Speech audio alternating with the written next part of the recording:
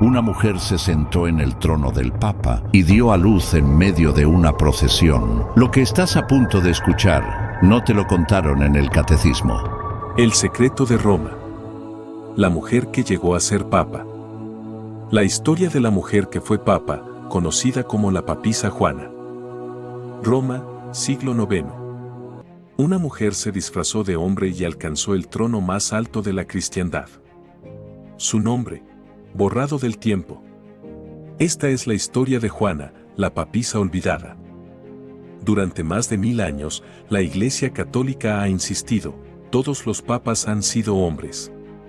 Siempre lo han sido. Siempre lo serán. Pero en los márgenes de la historia, aparece un nombre que no debería existir. Una mujer. Un embarazo. Un parto. En plena procesión papal. ¿Cómo llegó hasta allí? ¿Quién encubrió la verdad? ¿Y por qué nunca lo sabremos del todo? Nació lejos del trono que un día ocuparía. Lejos del mármol, lejos del incienso, lejos de las túnicas bordadas. En una pequeña aldea sajona, donde el conocimiento era privilegio masculino y la fe una estructura de poder. Su madre no dejó nombre en los registros.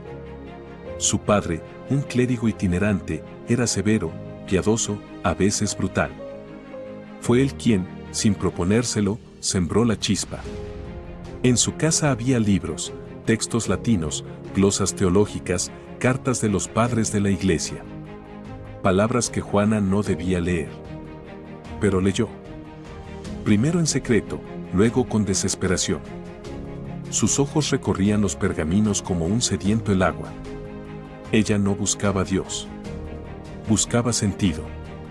Lenguaje. Libertad. Su padre la castigaba cuando la sorprendía con un códice entre las manos. No es tu lugar, decía. Ella no respondía. Solo volvía a intentarlo al día siguiente.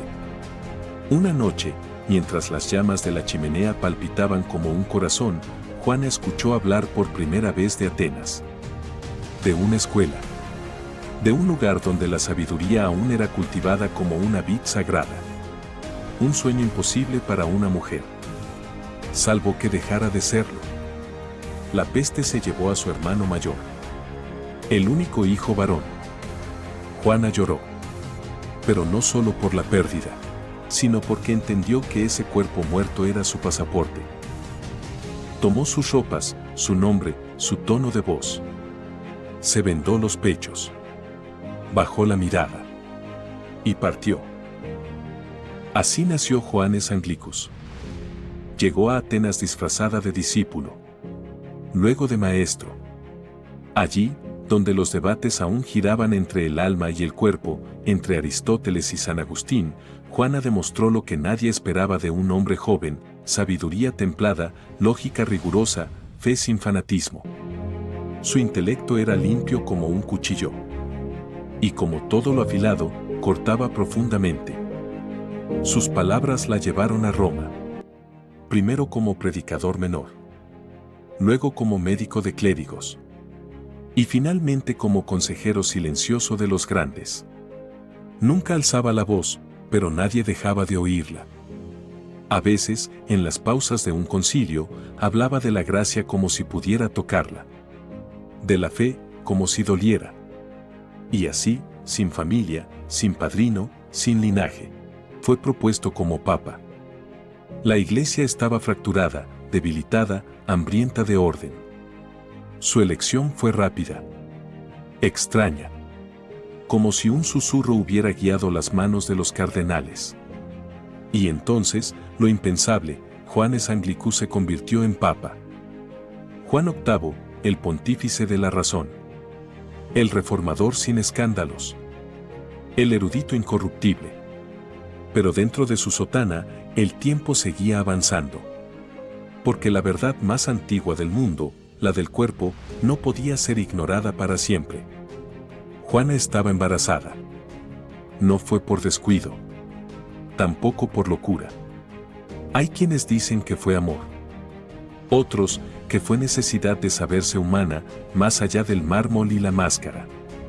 Tal vez, simplemente, fue la consecuencia de haber vivido demasiado tiempo negando quién era. Escondió su embarazo lo mejor que pudo. Los amplios ropajes ayudaban. El silencio, aún más. Hasta que llegó la procesión. Una ceremonia solemne, entre las más sagradas. Recorría Roma a pie, entre cantos, bendiciones, incienso y vítores.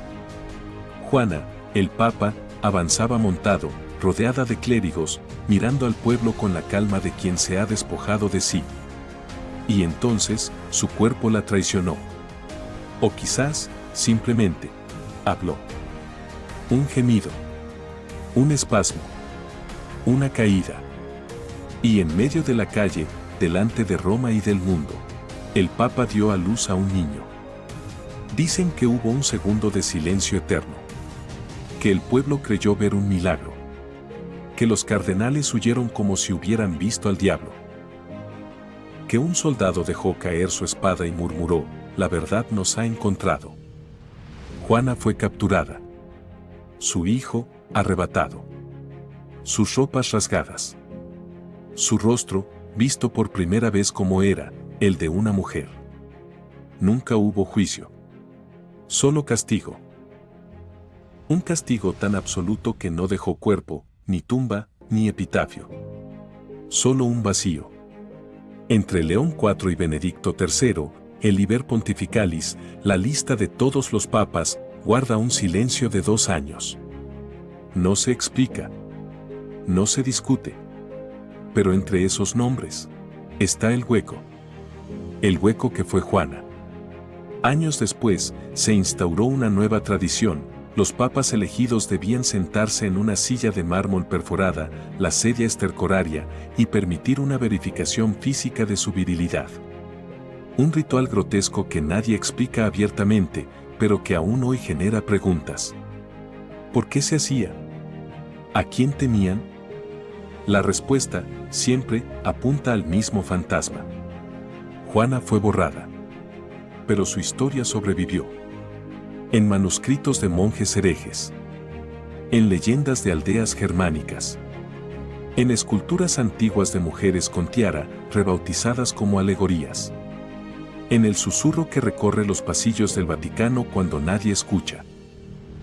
Y aunque muchos la llaman mito, leyenda, ficción, cada intento por negarla termina repitiendo su nombre. Juana. La mujer que se atrevió a ser papa. La que desafió a Dios desde el trono de Pedro. La que recordó al mundo que la fe no tiene rostro. Ni género. Solo verdad.